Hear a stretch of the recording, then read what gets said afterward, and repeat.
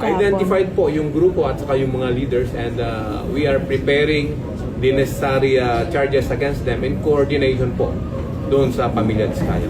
Actually po, hindi po natin hinayaan doon, hindi po natin sila inabutan kasi lightning protest po yun. And kung inabutan po natin sila, arestuin po natin sila. At yun nga po, nakakalungkot na sinabi ko kanina na hindi natin sila inabutan kaya hindi po tayo nakapag-arrest. How was this morning po? May inaresto po ba tayo? Naging peaceful po yung rally ngayong umaga, and it was covered by a permit. May mga nasundan pong mga parameters doon sa issued permit, kaya naging peaceful po. At before the rally po, nag-usap na po yung mga realista at sa yung district director po natin. Just today alone, may mga nangyayari pong rally, and yung NCRPO po ay may mga nakalatas pong security plan.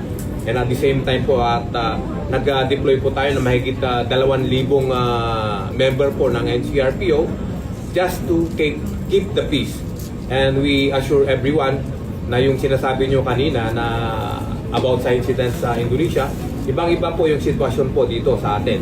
And we assure you na yung NCRPO ay ready for any eventualities.